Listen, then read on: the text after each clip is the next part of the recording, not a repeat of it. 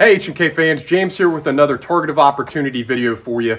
We're out here today at Frontline Defense getting ready to kick off our MP5 Operator Course. And I thought this would be a good time to showcase one of the most important things you want to do before you go out and train with your H&K MP5 or SP5, and that's to confirm your zero, okay? Hopefully everybody knows what that is, but the zero is basically making sure that your sights are aligned, your point of aim and your point of impact. The point of aim is obviously where you're putting your sights on the target. Your point of impact is where those rounds are going to impact. And your zero is a set point where you've adjusted your sights at a specific distance where that point of aim and point of impact should be the same. For H&K MP5s and SP5s, they'll recommend a 25-yard zero. Obviously, you can pick whatever distance you want that point of aim and point of impact to be the same, but today here with this class, we're gonna use 25 yards as well. So what we're gonna have Ben do is he's gonna go ahead and assume a position. We've got a BZO target set up downrange. He's gonna fire a 3-shot shot group, and then we'll go down and confirm those hits.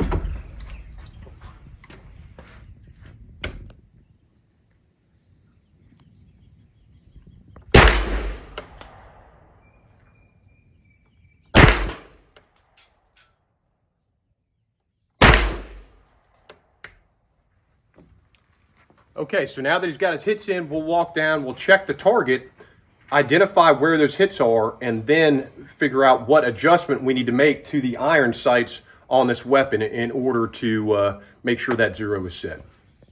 Okay, so here we are down looking at the target. As you can see, we've got a BZO target that uses 1-inch square blocks. That's really helpful for us to make our adjustments on it. And as you can see, Ben's 3-shot shot group is approximately 1 inch high and about 2 inches, maybe a little bit more, over to the right. Okay, so what we want to do to make our adjustments for the rear sight aperture for both windage and elevation is apply the acronym LLC. Pretty easy to remember. Think about limited liability company. LLC stands for low left clockwise. And what that means is we want to move the strike of the rounds towards the center point of the target. So if we need to move the strike of the rounds lower and to the left, we're going to turn the windage screw and the elevation drum in a clockwise rotation.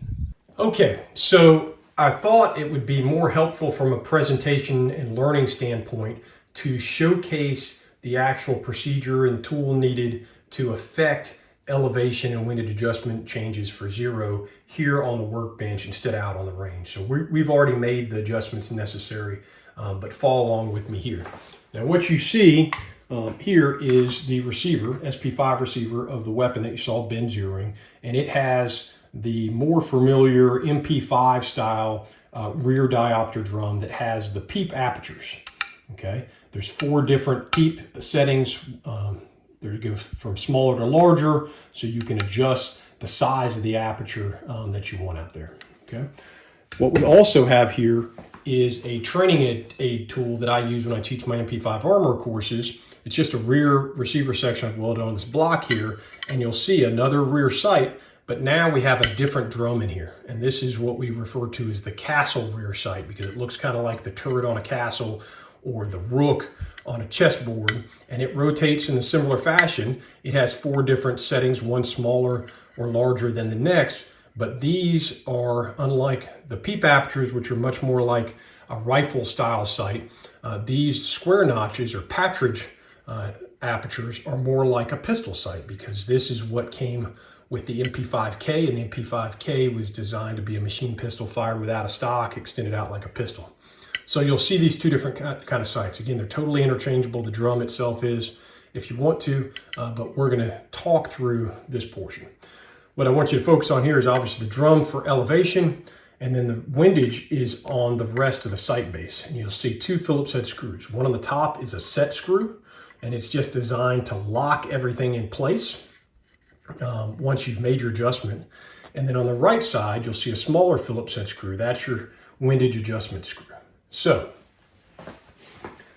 what you're going to need to do this is your handy dandy sight adjustment tool. It's a red-handed tool. It's actually two pieces. The red handle grip has a Phillips head screwdriver on it and an opening on the back that's designed to hold the other portion of the tool that I call the Batman, because it kind of looks like Batman.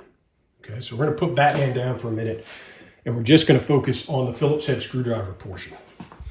Okay, so the first thing you have to do for windage adjustment is you have to take your Phillips head screwdriver portion, the sight adjustment tool, and you have to loosen the set screw here. You don't have to take it all the way off, just maybe like a 3/4 or full turn just to loosen its tension on the back, okay? Then you would go and insert it into the windage adjustment screw on the right side, and you would either turn it clockwise or counterclockwise depending on the adjustment needs to be made. Again, as we just saw in the video, I gave you the acronym that H&K uses for their roller blade guns, which is LLC. It stands for low left clockwise. And it's in relation to the direction you need to bring the impact of the rounds towards the center of the target. And if we remember from Ben's shot group, he was about 1.5 inches high and about 2.5 inches to the right, okay?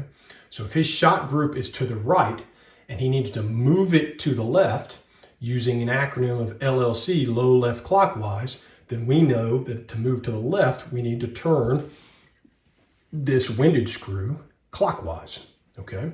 If instead he was off to the left and needed to move it back to the right, we would go counterclockwise, okay? And again, as I mentioned previously, H&K recommends a 0 of 25 yards. That's actually what they use when they do their accuracy and proofing and reliability testing of the weapons as well. At 25 yards, a full 360-degree turn of either the windage screw or the elevation drum will affect a change of about 2 inches. Okay, so if he's about 2.5 inches to the right and I need to move it to the left, I'm going to turn it clockwise, LLC, and if one full 360-degree turn goes 2 inches and I'm about 2.5 inches off, well then I might go ahead and do 1.25 turn, or maybe go a little more bolder and go 1.5 turns clockwise. Once I've done that, all I have to do is reinsert the tool into the set screw at the top and then tighten it back down. You don't have to over torque it, it's just hand tight. Once it's tightened down, the sight's not going to move. You can throw it on the ground, you can run over the car, it's in there solid. You don't have to worry about the set screw when we go to the elevation drum, because we've already noticed the elevation drum has its own locking procedure. It rotates to the next aperture setting and then it locks in place. And the reason it locks in place, if you look in here, you're going to see 4 different little slots. There's one here, one here, one here, and one here. And those are designed to match with the aperture setting. If you look even closer, you'll see a little silver detent there and a little silver detent there. Those are spring-loaded detents that are forced out into those notches. And as you push on it and rotate it, there's ramps on either corner of the notch that force those detents in. And then as I rotate around, we get to the next notch, and then those detents can be forced back out under spring tension and lock it in place. So as you rotate it, there's no elevation change. If I just do this, all I'm doing is changing the aperture setting on the same plane. In order to effect an elevation change, either higher or lower, I have to capture those detents to allow the thing to spin freely. Okay, so how are we going to do that? That's where the other part of the sight adjustment tool comes in, the Batman tool. What I want you to notice here are the ears up top. Okay, if I take the screwdriver portion and insert it into the neck of the Batman, you will notice that the ears of the Batman tool will now be forced inward. Okay, they're released, now they're inward. So what we're going to do with this sight adjustment tool combined is we're going to insert it on top of those 2 silver detents. Then we're going to release the tool, so now they're going to be on the outside. When we reinsert the tool, they're going to capture those detents and force them in, just like they are when we start to rotate the drum.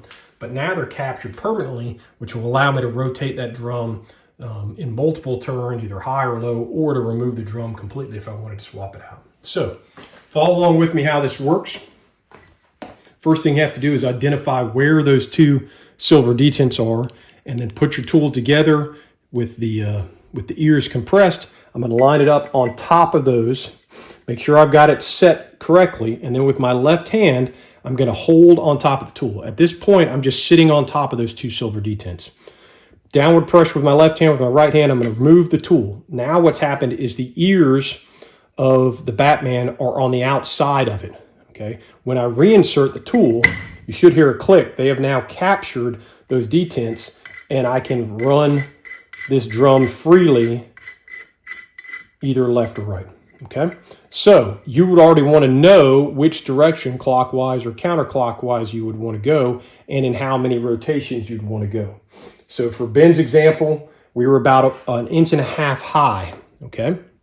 So again, using LLC, if I want to move the strike of the rounds from a high position to a low position, LLC, lower, I would go clockwise. So I would make a clockwise rotation.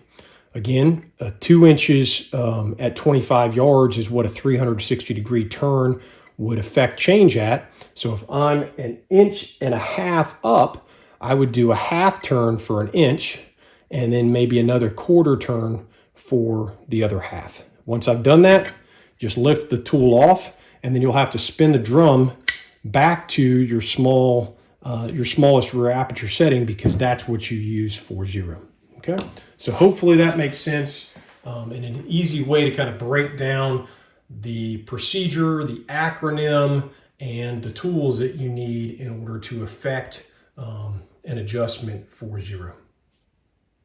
Okay, so we're back. Ben has made the sight adjustments that are necessary that we just talked about, and he's ready to reconfirm his 0.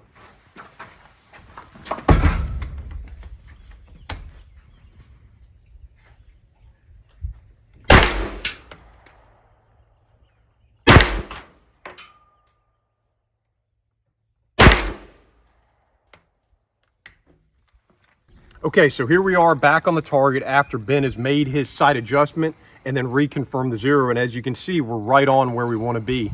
Doesn't always work out that way, but it does today. Sometimes you'll see, maybe an extra shot somewhere off to the left or the right, high or low from the other 2. And generally that can be shooter error of not having the same exact position for the first 2 shots. But we're right on there. He can really be confident that he's got a solid 0 to work off for the rest of the weekend of training we've got here planned. So really happy with that. Hopefully this helps you guys out there who have MP5s, SP5s, or any of the roller delayed guns, and understanding how and why we want to make sure we have a good 0. As always, excited and humbled to share my knowledge and experience with you guys. If you're looking for H&K service and support or unique training opportunities like the MP5 Operator Course we're doing here today, all you got to do is let me know.